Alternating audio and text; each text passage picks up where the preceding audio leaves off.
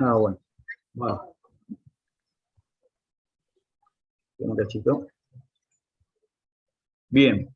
Bueno, la idea de hoy es arrancar con el trabajo práctico y luego de darles el trabajo práctico vemos algún videíto explicativo de algunos temas que quedaron pendientes de moldes. ¿Sí? En la clase anterior empezamos viendo coladas fundamentalmente y cómo funcionaban algunos mecanismos de expulsión, pero no lo vimos en forma visual con algún video. Pero decidimos arrancar con la práctica y explicar cómo vamos a desarrollar la práctica, porque es importante. Y después, si nos queda, en el tiempo que nos queda, vemos algunos de estos detalles que les estaba marcando. Bueno, el trabajo práctico es el que les estoy presentando en pantalla. El objetivo es desarrollar los conocimientos básicos para que ustedes puedan diseñar un molde de inyección con todos sus componentes. A cada grupo le vamos a entregar una pieza en 3D, le vamos a decir de qué material va a estar hecha esa pieza plástica, les vamos a dar la cantidad de bocas que queremos que realicen en el molde y le vamos a definir qué tipo de colada queremos que construyan. ¿Sí? Todos esos datos que en general uno los tiene que evaluar, la cantidad de bocas, habíamos dicho que era un aspecto económico que dependía de la cantidad de piezas, pero bueno, también el tipo de colada, no así el material ya es, bueno, también si uno está diseñando un producto, también tiene que asignarle el material adecuado. Pero esos datos se los vamos a dar nosotros porque el objetivo de esta práctica es trabajar sobre el diseño de un molde. En el desarrollo tenemos estos pasos que ahora lo vamos a ver también en forma, en un diseño 3D de un ejemplo. Pero los pasos son primero con el diseño de la pieza. Nosotros vamos a partir de un diseño que posiblemente no tenga todos los datos que necesitamos para construir el molde. Y uno de los datos fundamentales es el ángulo de salida, ¿sí? Tenemos que trabajar con los ángulos de salida y no se los damos para que tomen el criterio de cómo van colocados los ángulos para que la pieza pueda desmoldar correctamente. ¿Sí? Queremos que tomen ese criterio porque sirve para, como decíamos en algún momento, la mayoría de las piezas que se transforman por un proceso de moldeo requieren más o menos los mismos criterios que vamos a ver en este trabajo práctico. El ángulo de desmoldeo es uno de ellos. En el punto 2 dice que de acuerdo a la cantidad de bocas, vamos a determinar las características de la máquina inyectora para realizar la producción. Muy bien, teniendo la geometría de la pieza y teniendo la cantidad de piezas que queremos que caigan por golpe, podemos calcular los datos necesarios para seleccionar la máquina y el molde también. En el punto 3 vamos a determinar el punto de entrada de colada, el punto de entrada más adecuado para la pieza que nos toca. En el punto 4 determinamos el recorrido de flujo, que eso nos va a servir como dato para calcular la fuerza de cierre. Bueno, el quinto no hace falta porque se los damos como dato a nosotros, es el tipo de colada. El 6 es calcular el volumen de inyección necesario, y esto corresponde al volumen de la pieza más el volumen de colada y la cantidad de bocas que tenemos. El 7 es volcar los datos de temperatura de transformación y desmolde del producto, o sea que con el material que les damos como dato, ir al catálogo de de los proveedores de esos materiales y extraer los datos necesarios para poder procesar ese termoplástico. El 8 es que describamos completo el ciclo de inyección para esa pieza, con una estimación de tiempos. Ahí en el PowerPoint hay algo escrito acerca de los tiempos. No tiene que ser preciso, pero sí tiene que haber una proporción en cada uno de los tiempos que componen el ciclo. Eso está como teoría en los PowerPoint que están en el Drive. El punto 9 es, con todos esos datos y con la pieza, diseñar el molde con un programa de diseño de sólidos, programa 3D. Y el punto 10, cuando entregan el trabajo práctico, la idea es que expliquen el funcionamiento del molde y las características principales.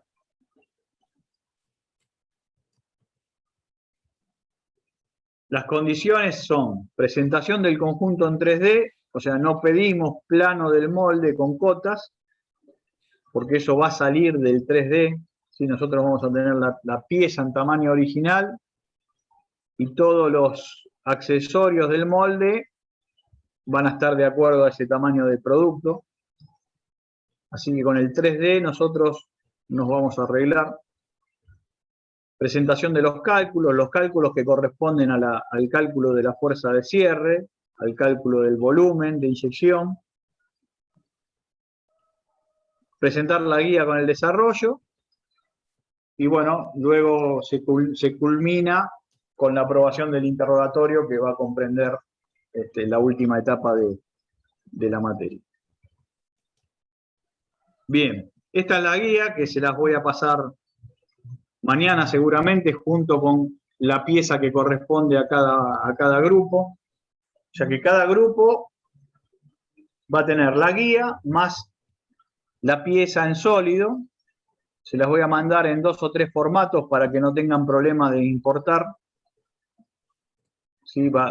La pieza está construida en Solid Edge, la pasamos en Solid Edge, pero también en STP y en IGS, para que la puedan importar con cualquiera de los programas. No hay exigencia en el programa que van a utilizar, lo pueden hacer en Solid Edge, SolidWorks o el que tengan, pero sí necesitamos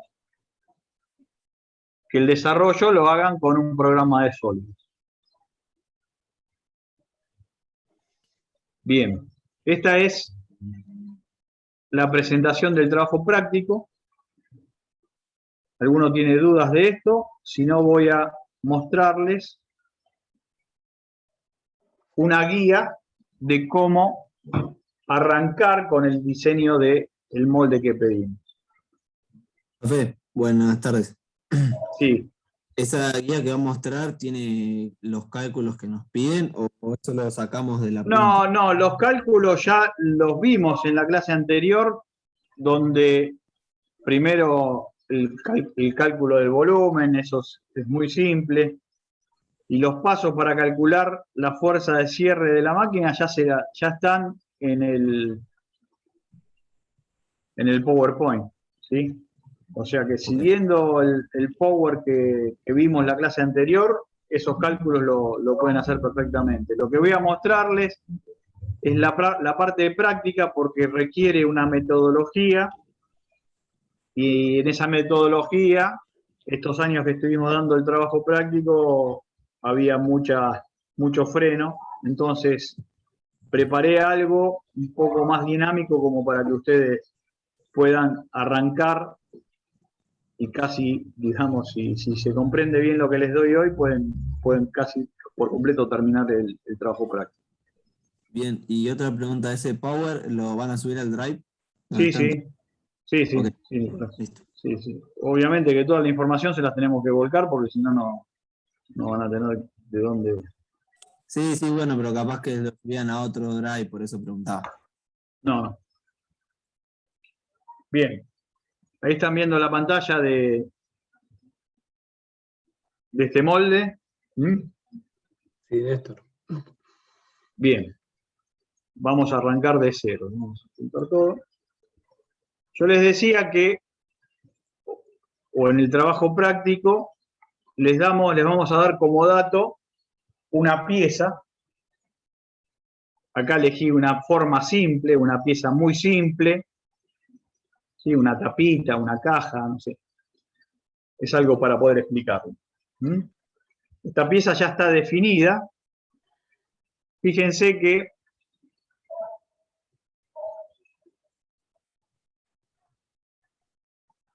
seguramente la pieza que les vamos a entregar a ustedes no tiene ángulos de salida. Esta pieza sí los tiene.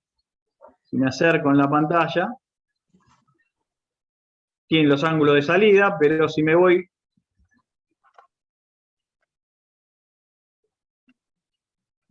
a un paso anterior en la construcción del producto, tengo la pieza con los ángulos rectos en el sentido de apertura del molde, ¿sí?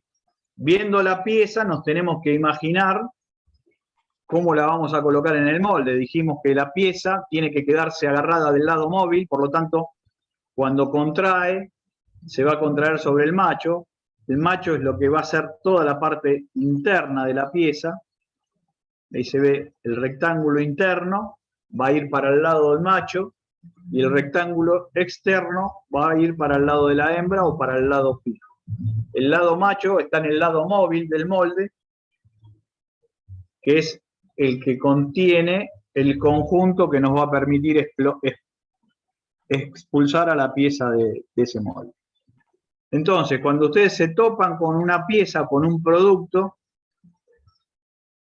si lo diseñan, ya lo diseñan con ángulos, pero si se lo entregan, dicen, bueno, este va a ser el plano de cierre de molde, o sea que el molde va a abrir en forma vertical a como estamos mirando la pieza, por lo tanto los ángulos de salida tienen que favorecer la salida de esa pieza del molde en la dirección, en este caso en la dirección vertical.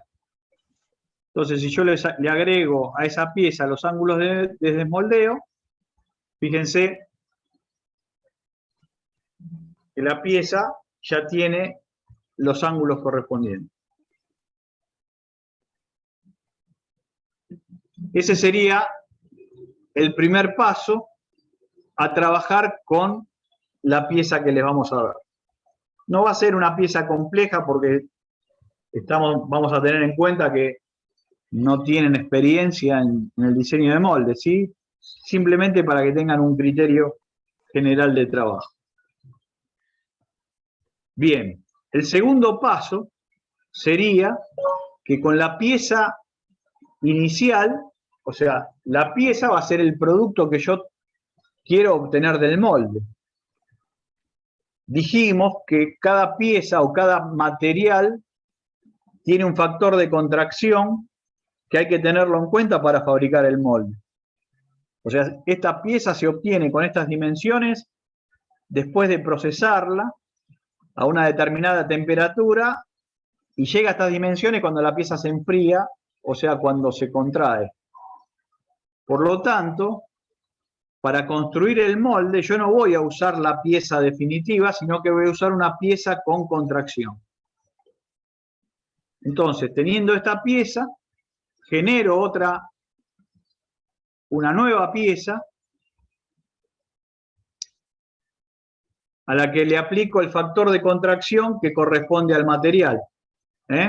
Fíjense, tengo la pieza, genero una pieza a la que le aplico un factor de escala o un factor de contracción. Cada programa tiene una forma de generar esa escala en los tres ejes. ¿Sí? Acá vamos a escalar en los tres ejes con el mismo factor de contracción. ¿Se entiende esto? Entonces, la pieza inicial ya va a desaparecer de mi campo de trabajo porque con lo que voy a trabajar va a ser con la pieza aumentada en su tamaño y ese aumento está dado por el factor de contracción que corresponde al material. ese dato. Hay una hoja donde tenemos la mayoría de los materiales principales puesta en el PowerPoint, donde está ese dato de factor de contracción. Si no, el fabricante de materia prima, con la materia prima que ustedes van a trabajar, aporta ese dato. ¿Sí? Es un dato fundamental para cada uno de los materiales. Bien. Teniendo la pieza con su factor de contracción, lo que nos queda ahora es distribuirla para ver qué espacio ocupa esa distribución, y como le damos como dato la cantidad de bocas con la que necesito construir este molde, esa cantidad de bocas es dato. Por lo tanto, lo que hago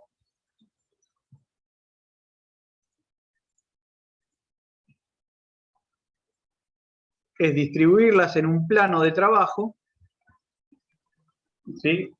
Suponiendo que en este caso estamos tomando un molde de 4 bocas, las 4 piezas con el grado de contracción, las distribuyo en un plano.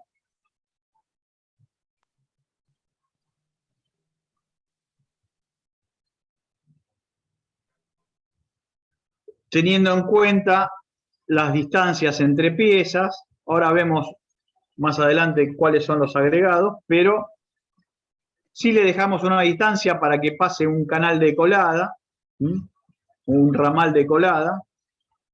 Pero ya con esto podemos empezar a ver qué molde y qué máquina vamos a utilizar.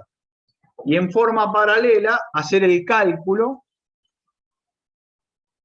de la fuerza de cierre, ¿sí? Yo ya tengo las piezas distribuidas, tengo la superficie proyectada de cada una de las piezas, tengo los espesores de la pieza, con los datos que vimos en la clase anterior, podemos ya empezar a hacer el cálculo de la fuerza de cierre, que eso nos va a determinar qué máquina vamos a usar.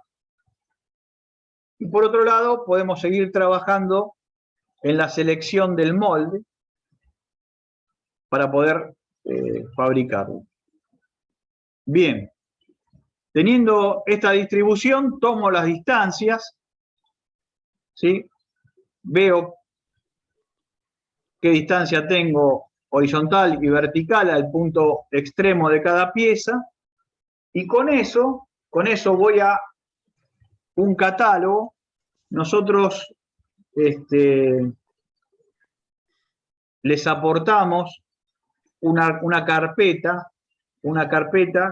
que se llama Torvelar, que es una firma que fabrica portamoldes acá en Argentina, portamoldes que ya están estandarizados, y ahí vamos a seleccionar las placas necesarias para este molde, ¿sí? Con las dimensiones que yo necesito para este molde. Entonces, por ejemplo, yo mido de esta punta a esta punta, y con eso determiné, en este caso particular de este molde, que el tamaño de placas va a ser de 246 milímetros por 246. ¿Está bien? Esta es una de las placas que va a componer el molde, ya tiene algunos agregados, pero la placa, lo que va a venir, va a ser solamente con los agujeros de columna o de buje, los agujeros para los retractores, que después vamos a ver para qué sirven, y los agujeros que nos permiten ensamblar con tornillos esas placas a todo el conjunto del portamoldes que necesitamos. ¿Está? Después vemos particularmente cómo entrar al archivo ese de Torvelar y cómo importar cada una de las placas. Pero fíjense que, de acuerdo a la distribución de piezas en el plano, yo tengo que tener presente que esas piezas las necesito expulsar del molde, por lo tanto tienen que estar contenidas dentro de una superficie de expulsión. Entonces, cuando determiné el tamaño de molde, puedo ir agregando todas las placas que conforman ese molde. Y en el caso de que haya alguna interferencia en alguna dimensión que esté muy justa, como todavía estamos en la etapa de proyecto o diseño del molde, se puede cambiar por otra dimensión. Pero las dimensiones son estándar, ¿sí? Estas longitudes y los espesores son estándar, y para cada una de estas longitudes, o sea, este molde es un molde de 246 milímetros por 246, es un molde cuadrado. Para esos 246 por 246 puedo tener diferentes espesores, y ese espesor está dado por la geometría de la pieza, ¿sí? Quedémonos con eso como dato así en el aire, pero después vemos distintos casos donde podemos manejarnos con otro tipo de placas. Bien. Antes de seguir con la colocación de las placas, al tener ya distribuidas las piezas, y sabemos de antemano que va a ser un molde con un determinado tipo de colada, yo en la clase anterior les dije que el diseño de nuestro molde va a estar referido o va a estar sobre la base de un canal de colada frío, o sea, no vamos a trabajar con colada caliente acá, vamos a hacer un sistema de colada fría y con alguna característica especial para cada grupo en cuanto al tipo de colada que queremos que tenga esa pieza. Entonces, teniendo la distribución de las piezas, lo que hago es poder dibujar el ramal de colada para este producto. ¿Sí? Dibujo el cono de colada y dibujo el ramal principal con la distribución de los ramales secundarios que van a llegar a cada pieza o a cada cavidad. Después, cada grupo en forma particular va a tener un tipo de colada, ¿sí? Puede ser una colada directa. Les decía que la colada directa sale junto con la pieza y hay que cortarla en un proceso posterior. O podemos tener una colada sumergida, que es la otra que dibujé acá en el ejemplo, que entramos por abajo o por arriba del plano de cierre del molde y tiene esa forma de cono. No sé si lo llegan a ver bien. Esa sería una colada sumergida. Lógicamente que cuando ustedes se topen con esto se les van a generar dudas y bueno, ahí estaremos para darles una mano.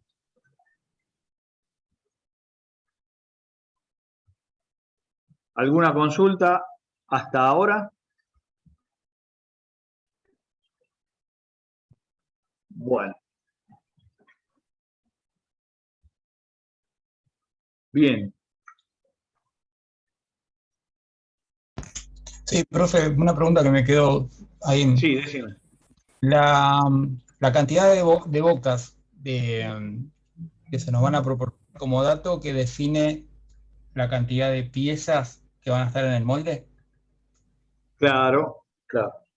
Cuando decimos cantidad de bocas, significa que el molde en cada ciclo va a tirar una cantidad de piezas que es igual a la cantidad de bocas, ¿sí? Este molde de 4 bocas, cada vez que abre y cierra, o cada vez que abre, perdón, y cuando expulsa van a caer 4 piezas. 4 piezas por ciclo de inyección. ¿Está? Sí, creo que sí. Néstor, no sé si lo dijiste. Decime, Andrés. Sí, yo el año pasado les pedía que cuando entregaban la pieza, lo primero que tienen que hacer es acotarla. Sí, el plano de producto no lo pedí acá, pero lo pueden hacer. Lo que pasa que, en definitiva, lo pedimos por una cuestión de ejercicio de diseño de productos, ¿sí? O sea, No, sí, claro, pero es más fácil es también. verdad. Se Claro, lo pedimos. Es más fácil para corregirlo, inclusive, porque Claro, como hay que sacar la superficie proyectada, te entiendo, yo me parece, perfecto. claro, me parece que les había pedido la pieza acotada, inclusive antes de la contracción y después de la contracción. Está bien. No sé si te parece bien eso. Sí, porque nos facilita la corrección. La corrección, No hay claro, problema. claro. Bien. Bueno, eso en la guía del trabajo práctico se los agrego, pero por más que no haya estado agregado, siempre lo pedimos. Todos los años pedimos la pieza acotada para el cálculo previo, como bien dice Andrés. Bien.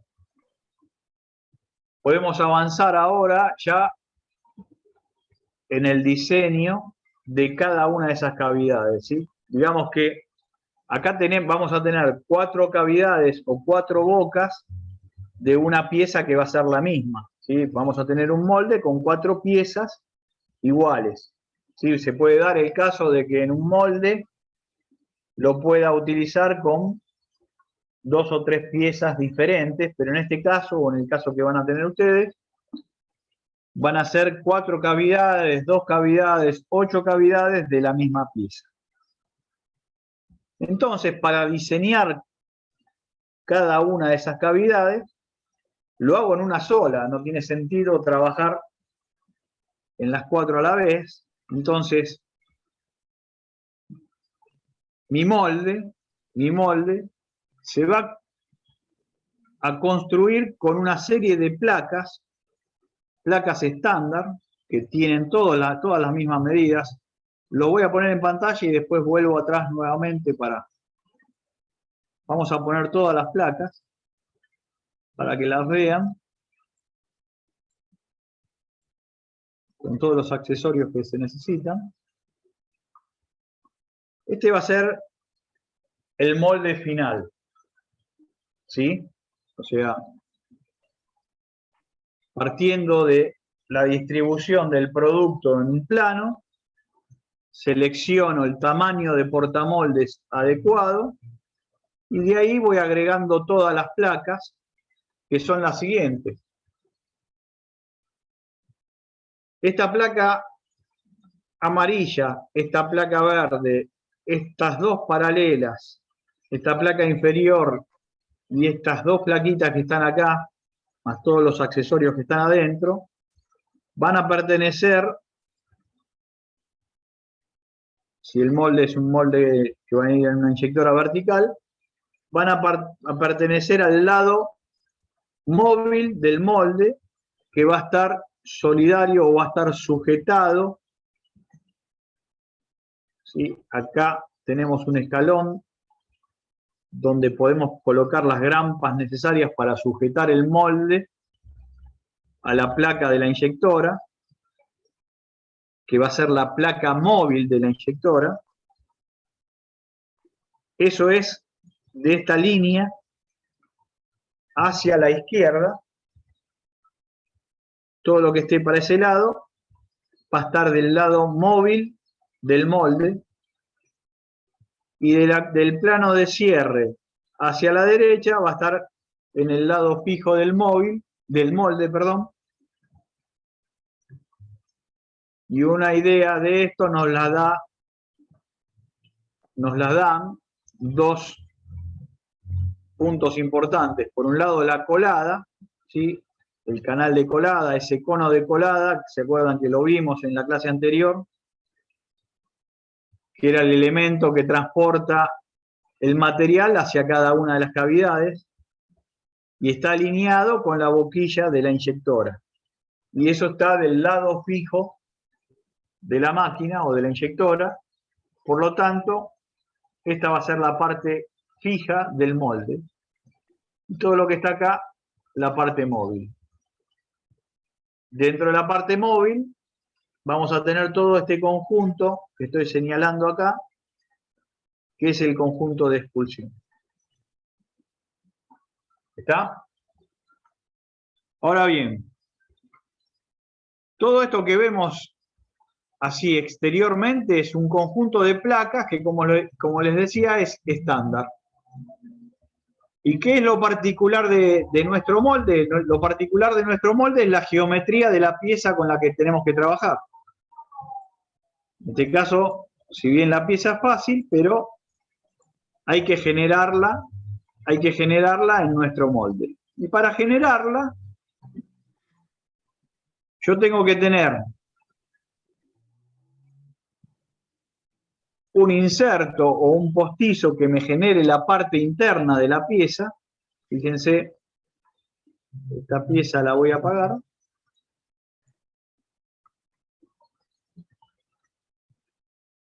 Las otras tres cavidades está la pieza puesta en el molde, pero acá ya estamos viendo el postizo que va a ser la parte interna de la pieza, es el postizo macho, que dijimos que todo lo que es postizo macho va a quedar del lado móvil porque la pieza cuando se contrae tiende a quedarse agarrada a las superficies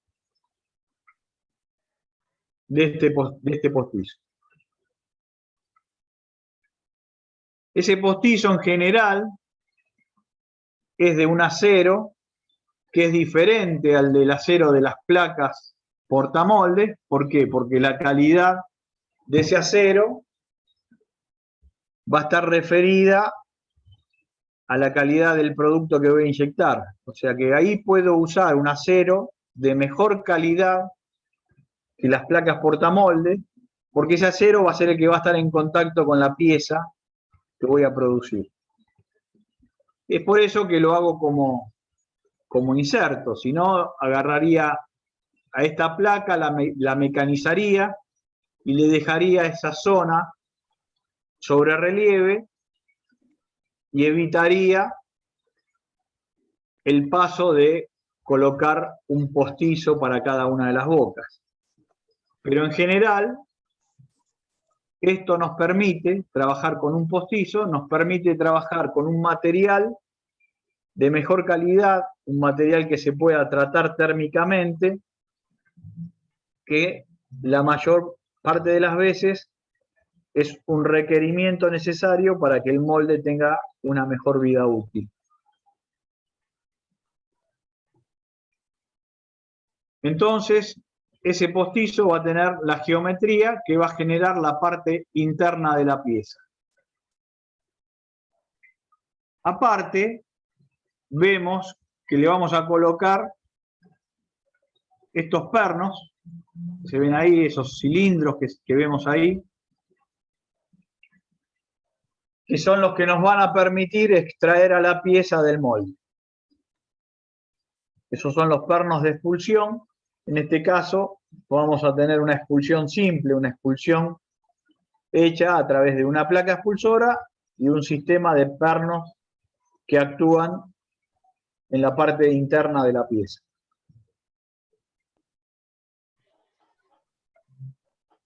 Esto es en forma general, ¿sí? Después en cada caso particular lo vamos a ir viendo con cada uno de ustedes. Fíjense que los pernos de expulsión llegan hasta la superficie de ese inserto pero parten de un conjunto de dos placas expulsoras que son las que lo sostienen. ¿Por qué? Porque los pernos son así, son cilindros que tienen una cabeza, y estas dos placas, solidarias entre sí, unidas a través de tornillos, permiten que esos pernos queden atrapados entre esas dos placas. Todo ese conjunto genera el conjunto de expulsión. Acá hay un agujero en esta placa, y por este agujero avanza el vástago del cilindro hidráulico que tiene la inyectora, y empuja a la placa hacia adelante. Por lo tanto, los expulsores avanzan actuando sobre la parte interna de la pieza y expulsándola del molde, o sea, quitándola del molde. Yo necesito expulsar a la pieza y necesito expulsar a la colada también. Por lo tanto, voy a poner un perno, 2 o 3 pernos de expulsión para el canal de colada también. O sea, de acuerdo a el ramal de colada que se genere en mi molde, tengo que colocar una cantidad de pernos necesario para poder expulsarlo.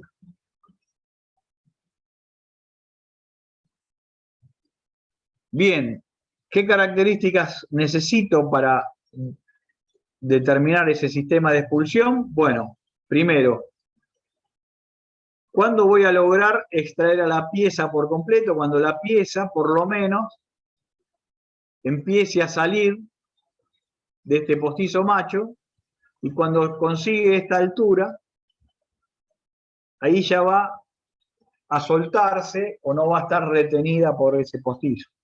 Por lo tanto, el recorrido de expulsión que tengo que tener, como mínimo, tiene que tener esta altura. ¿Está bien? Se los digo por lo siguiente. Cuando yo selecciono el portamoldes estándar, tengo el conjunto de placas, y dentro del conjunto de placas tengo esto que estoy señalando ahí, que se pinta en naranja, que se sobresalta en naranja, que tiene una determinada altura, ¿sí? Y el fabricante nos ofrece distintas alturas para estas paralelas,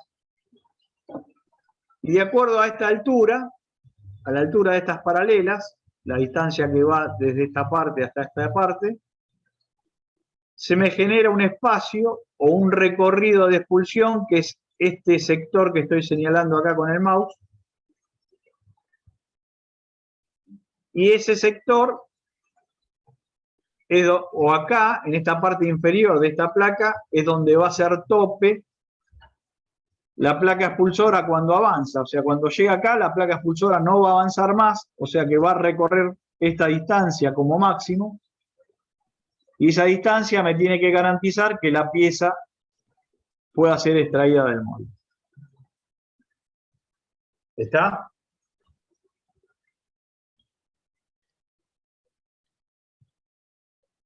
Ahí lo ven pintado mejor. Eso en cuanto a los expulsores que actúan sobre la pieza misma. Ahora, yo les decía que la placa esta inferior tiene el agujero por donde el vástago del cilindro que tiene la inyectora empuja en la placa expulsora.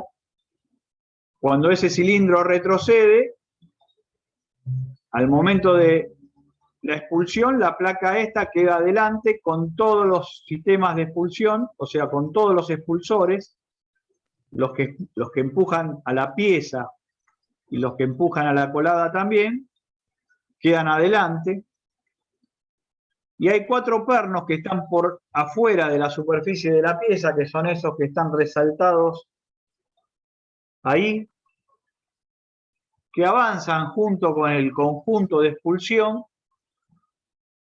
pero cuando el molde cierra, ¿sí? Cuando la placa superior cierra, empujan a estos 4 pernos y son los que vuelven a posicionar a la placa de expulsión en la posición inicial, que sería esta. O sea, cuando el molde está cerrado por completo, en este caso, o sea, estas placas, acá va a haber una separación cuando el molde está abierto. Cuando el molde está abierto, la placa con los expulsores avanza, expulsando la pieza.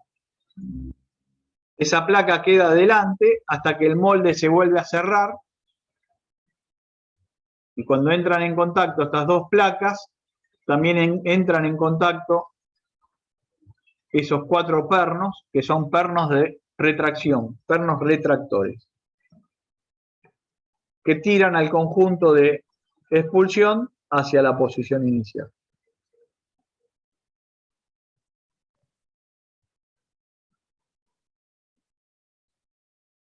Bien, ¿eso está claro?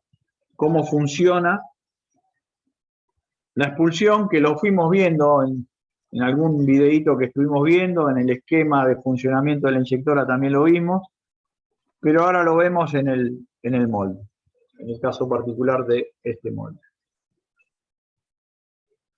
Bien, acá no están dibujados los tornillos, las columnas y los bujes. Eso cuando entren al catálogo de Torvelar del fabricante de portamoldes, ustedes van a ver cuál es la configuración más adecuada para su molde.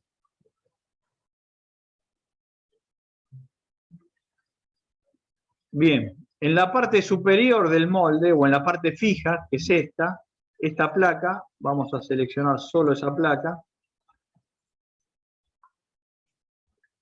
También tengo las 4 cavidades que van a conformar la geometría externa de nuestro producto, ¿sí? En la parte fija voy a generar la geometría externa del producto. Ahora bien, a diferencia de lo que hice en la parte móvil, donde coloqué un inserto para poder fabricar ese macho, en la placa fija no lo hice, pero no lo hice porque para mostrarles que puede haber una diferencia, pero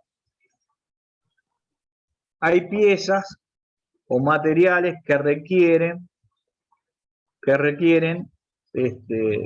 que también en la parte móvil coloque un postizo o un inserto. O sea que estas cavidades están mecanizadas en la placa, pero podrían ser cavidades que estén mecanizadas en forma individual e insertadas como un postizo en esa placa estándar. ¿Se entiende esto que les estoy diciendo? Sí, profe, ¿le puedo hacer una consulta? Sí. Los orificios que están transversales, que Sí. son 4 que se ven ahí, ¿qué es para refrigerar? ¿O qué Sí, pero ¿por qué no me dejabas? perdón. O sea, te lo explico, ahora te digo qué es, pero digo, que les quede esto que les decía recién. Diferencié que en la placa móvil o en la parte móvil coloqué un inserto para cada una de las cavidades para generar la parte interna. Un poco también porque esos insertos que están en la parte móvil llevan más trabajo de mecanizado, ¿sí? Y hacerlos en forma individual por ahí es conveniente dependiendo del tamaño del molde. Fíjense que ahí es necesario generarle los agujeros para colocar los expulsores, así que por lo tanto es muy válido que los realice como inserto. En el caso de la placa hembra y en el caso de esta pieza en particular, puedo colocar un inserto para cada cavidad, o también puedo decir que como en este caso tiene muy poco trabajo de mecanizado, puedo generar una placa de un material de mejor calidad, la placa estándar, yo la puedo pedir de un acero de mejor calidad y la puedo mecanizar en la misma placa, como es lo que se ve en el dibujo. Pero bueno, eso hay que analizarlo en cada caso en particular. Nosotros, en el trabajo práctico, vamos a pedir que sean insertos en la parte móvil y en la parte fija queda a criterio dependiendo de la complejidad de la pieza.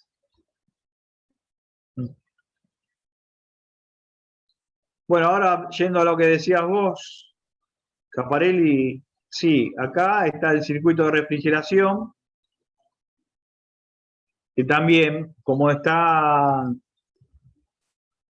la pieza mecanizada en la misma placa, el circuito atraviesa la placa, ¿sí?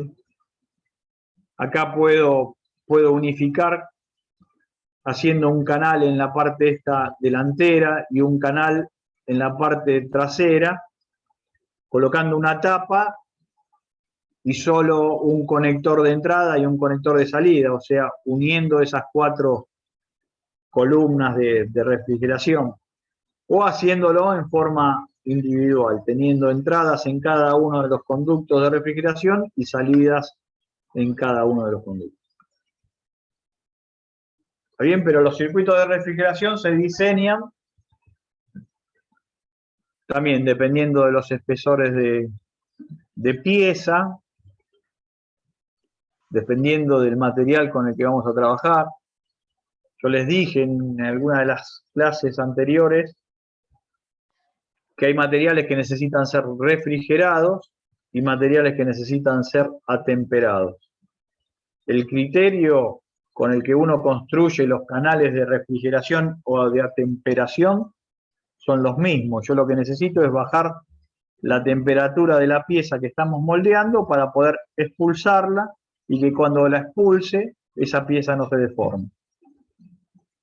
Y que ese proceso de enfriamiento de la pieza dentro del molde dure el menor tiempo posible, manteniendo la calidad del producto. ¿Está bien? Bueno, en este caso son 4 agujeros pasantes, sin ninguna referencia a la calidad. Digamos, acá lo que se colocan en los extremos es una rosca, en general son roscas BSP, pero no tienen ningún requerimiento de calidad, son agujeros mecanizados con mecha. En cuanto al mecanizado, tampoco tenemos,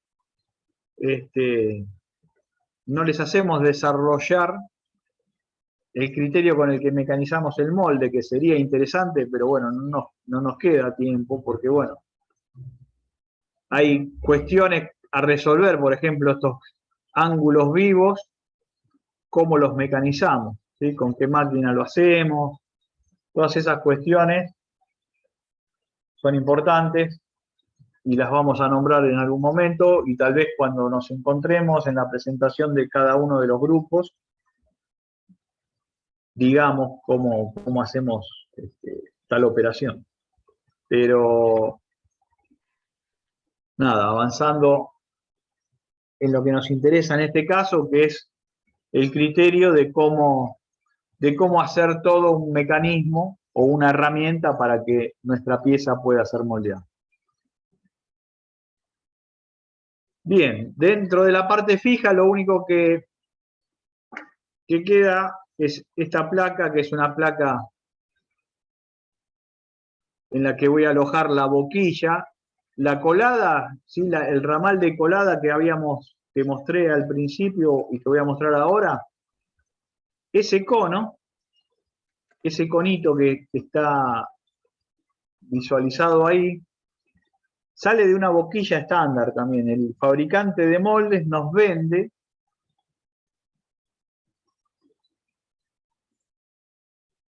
ese cilindro que tiene 2 diámetros. Es un cilindro estándar, es una boquilla estándar, una boquilla de inyección, que ya tiene este cono mecanizado. O sea que la boquilla de inyección es un elemento estándar.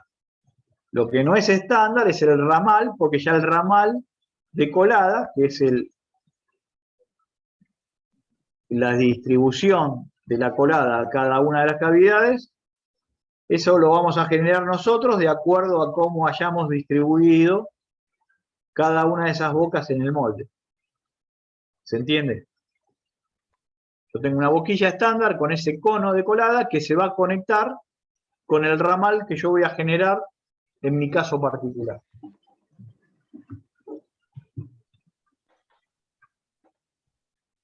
También como elemento estándar, acá en este diámetro mayor o en este diámetro más grande, el fabricante de portamoldes nos vende un aro que nos permite centrar el molde con la placa de la inyectora.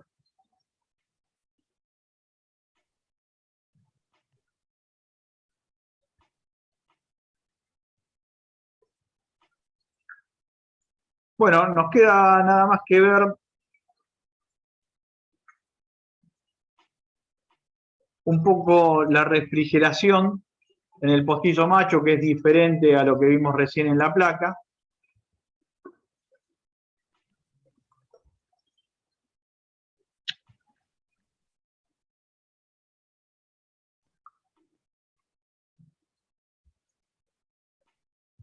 Ese es el postizo macho, que es el que genera la parte interior de la pieza. Tiene los agujeros de expulsión. La expulsión que seleccioné acá depende del tipo de pieza, ¿sí? Tal vez cuando les entreguemos las piezas que están pensadas para generar por cada uno de los grupos, va a tener este tipo de expulsión, que es una expulsión simple, ¿sí? Hay piezas que necesitan un sistema de desenrosque para poder expulsarlas. No les vamos a dar eso para no generar una complejidad de esto. Así que nos vamos a basar en sistemas de expulsión que se realicen mediante pernos de expulsión como estos que vimos en este ejemplo. Ahora, como en el caso de esta pieza, yo generé un postizo macho, entonces, ¿cómo hago para refrigerar ese postizo macho? Y aparte, también, adrede, generé esto, que es un problema en la selección del tamaño de molde, porque por ahí a ustedes se les presenta también. Pero primero vamos a la refrigeración. Yo tengo que entrar a cada uno de los postizos con el líquido refrigerante, ya sea agua o sea aceite atemperado. Entonces tengo que generar en cada postizo un circuito de entrada, recorrido y salida de ese flujo de elementos refrigerantes. En este caso hago un agujero. En general siempre nos basamos en lo más simple que podamos fabricar, ¿sí? En este caso, todo un sistema de agujereado con roscas en las zonas de entrada y roscas para poner tapones. Yo tengo que agujerearlo y lo tengo que fabricar, así que yo puedo entrar con una mecha desde aquí hasta un punto, con otra acá y con otra acá para poder hacer un circuito en U que me permita refrigerar ese inserto, pero para que el agua no se escape por este costado, acá tengo que poner un tapón, o sea, ese circuito con los distintos elementos lo tengo que guiar. Si lo puedo mecanizar, los mecanizo con agujeros ciegos, pero en este caso es necesario que el agujero que yo realice para conectar este agujero de entrada y este agujero de salida, necesito colocarle un tapón para que el agua o el refrigerante no se vaya del inserto. Nada, son cosas simples, pero las tienen que visualizar para entender cómo funciona esto o cuál es el criterio de construcción. Y fíjense este detalle que cuando seleccioné el tamaño de placa de este molde, yo no tuve en cuenta, y en general pasa porque cuando uno plantea un diseño de molde, a veces de entrada no tiene la posibilidad de visualizar todo lo necesario para poder fabricar el producto. ¿Y qué es todo lo necesario? Necesito poder expulsar a ese producto, y la cantidad de expulsores me va quitando espacio por donde necesito también pasar con canales de refrigeración para poder enfriarla la pieza y reducir el ciclo de inyección. Entonces, todos los accesorios que yo necesitan espacio. Y con el molde me pasa lo mismo. Yo acá tengo estos agujeros que vienen estandarizados, pero para poder generar el circuito de refrigeración, yo tuve que interferir a uno de esos agujeros y eso no está bien. O sea que tendría que pensar en un tamaño de molde más grande. ¿Por qué? Porque acá hay una interferencia. ¿Sí? Yo tengo que tener espacio suficiente para poder pasar. Yo acá tengo que llegar con un caño y ese caño conectarlo al inserto para poder llegar con el líquido refrigerante. Si estoy intersectando a este agujero que es un agujero de los retractores, lo que estoy denotando es, o bien puedo correr o girar las geometrías, o también la otra posibilidad es que me vaya a un tamaño de molde de una medida un poco más grande. ¿Está?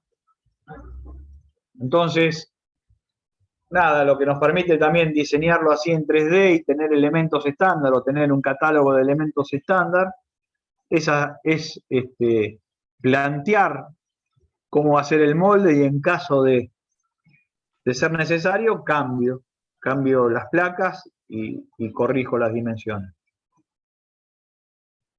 ¿Está bien? Les voy bueno, en cuanto a la guía de cómo va a ser el desarrollo de nuestro diseño, es esto que les acabo de dar, ¿sí? Tengo que tener en cuenta la distribución de las piezas, cómo voy a realizar el ramal de colada, en base a la distribución, cómo determino el tamaño de portamoldes en cada uno de sus puntos. También vimos el tema del criterio de contracción para poder generar las cavidades con el tamaño adecuado a la pieza. Así que los pasos son los que les estuve mostrando acá con este simple ejemplo.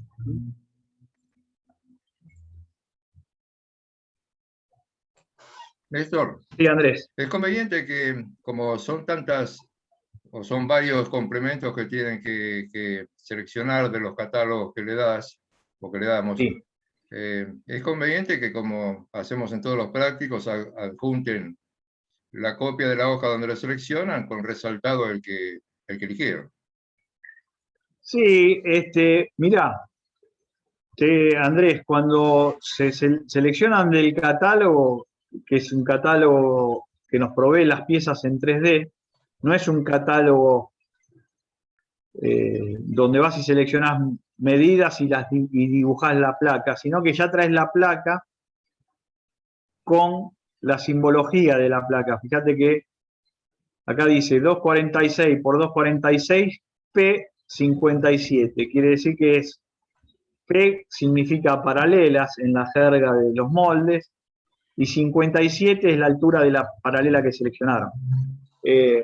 Esa información en el 3D, en el archivo 3D no está la del catálogo con el dibujo. Sí hay un catálogo aparte,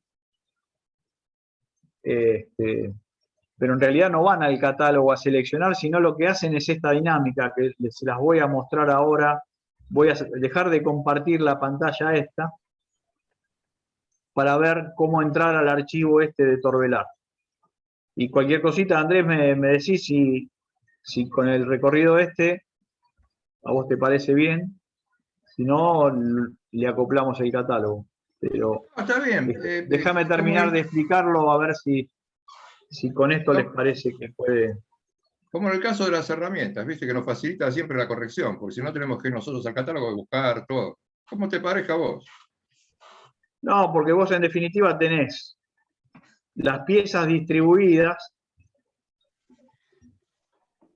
Sí, eso te va a determinar una longitud, una superficie de distribución, y en base a esa superficie de distribución, ya visualmente, y lo mostré en este caso también en particular, que cuando vos le ponés los canales de refrigeración, si te topás con algún agujero que tiene el portamoldes que no lo podés interferir, ahí quiere decir que hay un error, digamos, ¿no?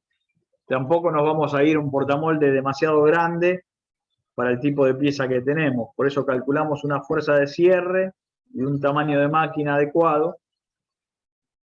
Pero me parece que o sea, en el 3D tenemos todos esos datos. De todas formas, déjame que lo analizo y cualquier cosa lo No, está correcto, acoplamos está también. correcto. Era una... Yo creo que el año pasado se lo solicité eso. Ah, bueno. Bien, voy a compartir.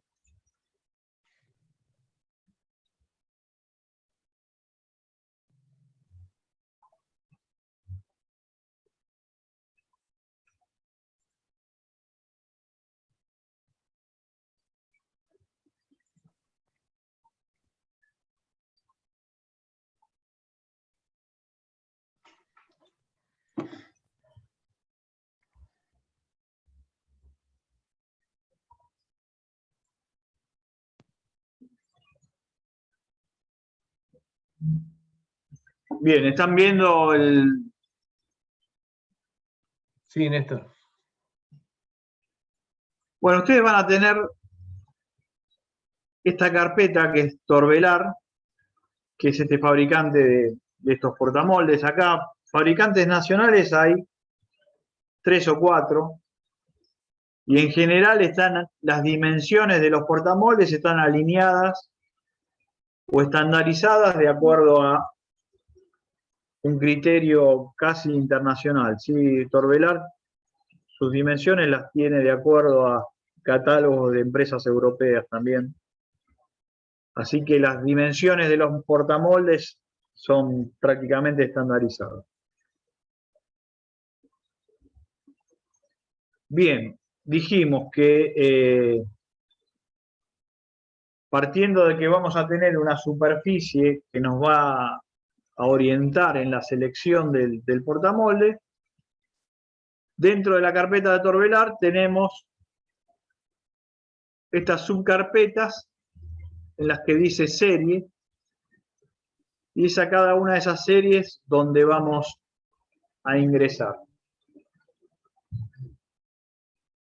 La serie y el número de esa serie determina por lo menos una dimensión del portamolde que vamos a seleccionar.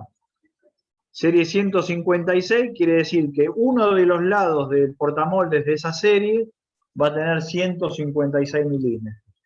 Y así con cada una de las series, ¿sí? El número significa que uno de los lados va a tener 156 milímetros. Y cada serie tiene distintas otras carpetas donde tenemos cada una de las placas que va a componer el portamolde. La placa inferior es la PI, y fíjense, en el caso de... Perdón, voy a ir a la carpeta que seleccioné yo, que es la 246 directamente, así no. Yo seleccioné este tamaño de portamoldes, o este tamaño de serie. Serie 246. Y dentro de esa serie tenemos, a partir de acá, tenemos los bujes y las columnas que yo no los había puesto en el ejemplo que les mostré, pero es el buje y columna que corresponde a estas series y ustedes lo pueden tomar como elemento estándar también. Si quieren, bueno, como va a estar grabada la clase, esto se los nombro punto por punto, así saben a qué se refiere cada una de estas de estas simbologías. P es el conjunto de paralelas, PE es placa expulsora, PF es placa de fijación del lado móvil, PI es placa inferior, PM es placa flotante o placa macho. Esta PM no la vamos a usar en nuestros trabajos prácticos, así que no hay problema. PS, placa superior. PSP es PS, placa superior, ejecución especial. PSX es la placa hembra. PSXE es otro tipo de placa hembra. PX es una placa de respaldo. Y esta es una PX especial, PXE especial. Nosotros usamos la placa inferior, PI, la PX, las paralelas P, las placas expulsoras, la placa de fijación, la placa PSX y la placa PS. Pero yo cuando arranco, arranco con una sola placa. Arranco con la placa PI y cuando entro a esa carpeta, y las opciones son placas que tienen 246 milímetros como medida de esa serie, por 246, que sería el otro lado que nos falta, por el espesor, 26 milímetros, y así tengo 246 por 246 por 36 milímetros de espesor, por 46 milímetros de espesor, por 56. Tengo una serie de placas que tienen las mismas longitudes en sus lados con diferentes espesores. Cuando terminan la serie de espesores, arrancan placas que tienen 246 por 296, o sea, y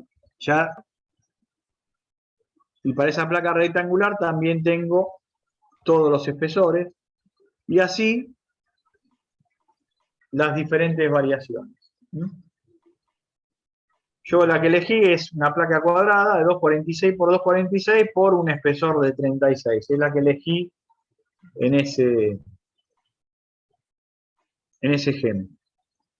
¿Está bien? Pero la idea es esta: entrar a la serie de acuerdo a una de las longitudes, entrar a una de las placas partiendo por la PI y ahí seleccionar las dos longitudes que me cubren la superficie de las cuatro cavidades y seleccionar el espesor que voy a necesitar. Ese espesor está de acuerdo a la altura de la pieza, por ejemplo, o de la geometría general de la pieza. Pero la metodología es esta, ¿sí? Van a tener esta carpeta y dentro de esta carpeta van a la serie que necesitan y seleccionan el producto. Lo que no les dije es que estos archivos son archivos .igs, o sea que los tienen que importar. Todos los programas de sólido nos permiten importar IGS, así que no va a haber problema con eso.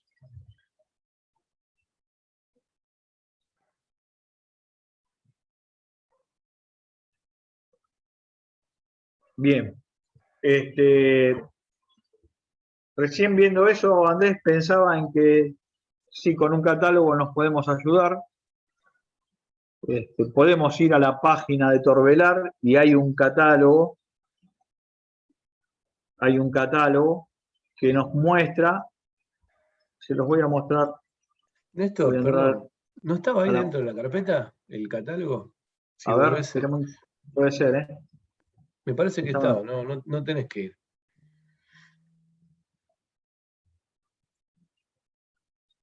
Sí, tenés Al razón. final de todo estaba, sí. Sí, señor. Les comparto el catálogo. Bien, bárbaro, me salvaste. Por favor. No, estaba ahí, yo lo había visto, sí.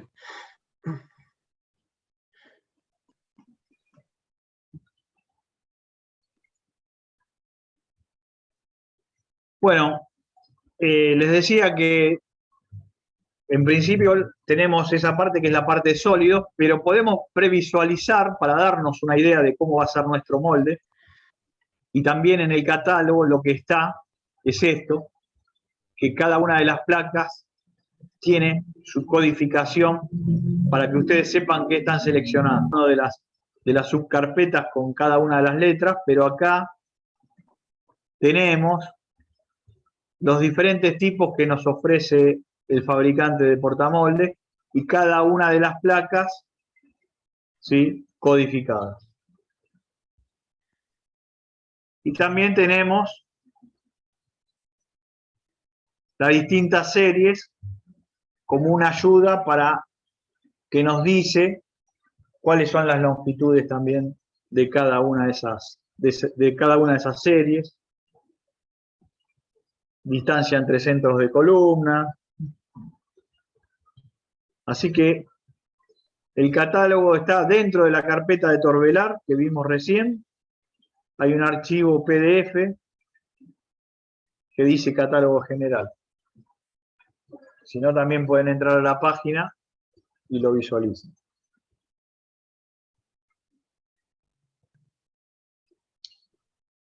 Todos los moldes que vamos a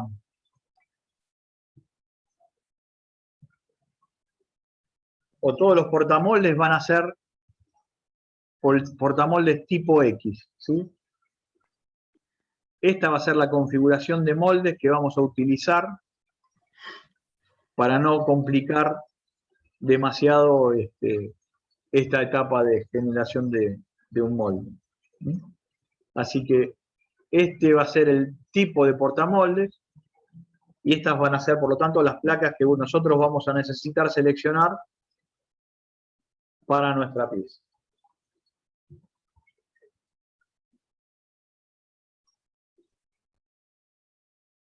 ¿Entendido? Bueno, visto esto,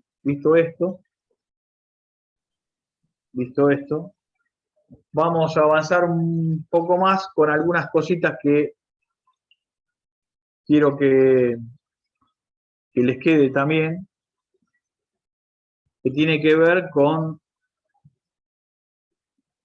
el diseño de producto y cómo fabricamos el molde para las distintas variantes que pueda tener un producto. En la clase anterior mostré un video donde veíamos que cuando una pieza tiene una rosca, necesitamos de un mecanismo especial para poder extraer esa pieza del molde. O sea, no es una extracción fácil, sino que hay que hacer un mecanismo de desenrosque o un mecanismo de correderas o de macho colapsible, que fue el que vimos en el ejemplo, para poder expulsar a la pieza. Pero hay otras situaciones que se ven a diario, y en general la mayoría de los productos que hay en el mercado la tienen, y lo vamos a... Déjenme que seleccione los...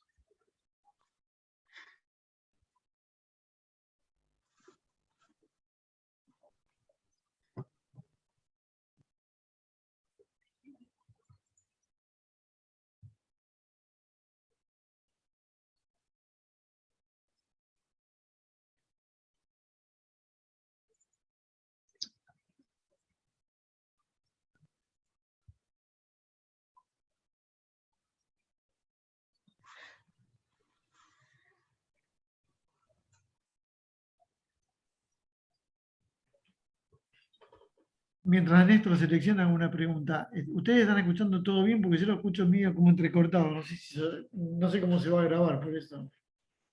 Yo lo escucho perfecto, Claudio. Sí, no, a mí me sale... Yo lo escucho bien, ¿eh? Sí, espero que Yo la también. grabación salga bien. Listo, era eso solo. Bueno, voy a compartir algunos videos donde hay piezas que tienen alguna contrasalida, ¿sí? Fíjense que cuando mostramos algún esquema de funcionamiento de una inyectora, vimos que el movimiento de apertura del molde, en los ejemplos que mostramos, en general era de un movimiento horizontal. Por lo tanto, si yo la pieza esa la expulso en esa dirección, y no tiene nada que interfiera, la puedo expulsar normalmente con el mecanismo de expulsión de la máquina. Pero si hay piezas que tienen un agujero lateral, o sea, esta pieza que vimos en el ejemplo del molde, si tuviera un agujero lateral o tuviera un diente lateral y lo queremos extraer, tenemos que generar mecanismos adicionales. Y eso es lo que vamos a ver ahora. Lo que les voy a mostrar ahora son ejemplos así, o esquemas, o animaciones, y después vemos algún video de moldes en vivo en YouTube. Y de lo que les voy a mostrar, estas animaciones pertenecen a una empresa que fabrica estos elementos como elementos estándar, ¿sí? O sea, primero vamos a ver alguno. ¿Visualizan en pantalla el video? Sí, ¿no? Todavía no arrancó, Néstor, pero sí. Se ve la pantalla, el video no. ¿No ven el video? No, No. No, todavía no. se ve el explorador. Bueno, pero...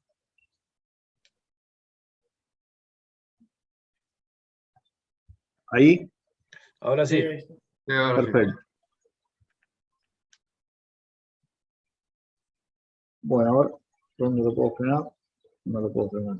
Bueno, esto avanza en forma continua, pero esta es la empresa, por si después quieren entrar en el catálogo de la empresa o en la página de YouTube de la empresa, donde muestra las distintas opciones que tienes, que son muchísimas. Venden elementos estándar de todo tipo. Pero vamos a lo que nos interesa a nosotros. Y acá nos interesa todo de este ejemplo, porque está mostrando un molde en funcionamiento, desde lo más básico a algo un poco más complejo. Vemos el ramal de inyección o el cono de inyección. Fíjense que está la boquilla como elemento estándar, que estos la fabrican también. El aro centrador también como elemento estándar. Y vemos cómo inyecta la pieza. La pieza, si fuera solo la parte exterior o la parte de la caja, no necesitaría ningún mecanismo para extraerla, pero como acá tiene un agujero, ¿cómo genero ese agujero? Lo tengo que generar con algo que se mueva antes que la pieza sea extraída, porque si no logro correr esto, cuando empujo la pieza, todo lo que está debajo de ese agujero se va a romper. ¿Lo llegan a visualizar eso que les estoy diciendo? Entonces, estos mecanismos son muy utilizados en moldes de inyección, ¿sí? Esto es un mecanismo de corredera. Esta es una corredera que no la vemos acá, pero lateralmente tiene colisas que permiten guiarla. Tiene un agujero inclinado que cuando el molde cierra, entra un perno en ese agujero inclinado y genera el desplazamiento tanto de cierre como de apertura. Fíjense, el perno está fijo y lo que se mueve es la corredera. Este perno es el que genera que esta corredera se desplace en forma vertical en este caso. Y a la vez tiene esto que vemos acá, que es una cuña, que permite posicionarla a la corredera en la posición correcta y retenerla, porque la presión de inyección actúa sobre la corredera y si no hay nada que la retenga, esa corredera tiende a moverse. Entonces hay una cuña que actúa en una cara inclinada de esa corredera que permiten posicionarla. ¿Está? Esto no como elemento estándar, pero estos mecanismos en moldes de inyección lo van a ver en la mayoría. Después hay otras cosas adicionales que son pernos de retención para que la corredera, cuando el molde abre, quede en una posición, pero esos ya son detalles un poco más avanzados. Pero lo importante es esto, ¿sí? Esto está hecho para generar este agujero, pero puedo generar en una cara lateral de una pieza distintas opciones geométricas de acuerdo a la geometría de la pieza. Y este recorrido, el recorrido que tiene esta corredera, está dado por la longitud de de este perno, ¿sí? O sea que puedo generar geometrías laterales sin ningún problema con un mecanismo de este tipo. Por otro lado, o sea, por un lado tengo esa corredera, ¿sí? Ya visualizada y creo que entendida. No sé si... Bueno, después cualquier cosa, ante la duda me preguntan. Fíjense que la pieza tiene acá un ganchito que permite eclipsarla. Estas piezas o ese tipo de clip, un celular, no hace falta desarmarlo con tornillos, sino que hay sistemas de eclipsado que me permiten ensamblar una pieza con otra. Pero si lo pensamos, ese sistema de eclipsado es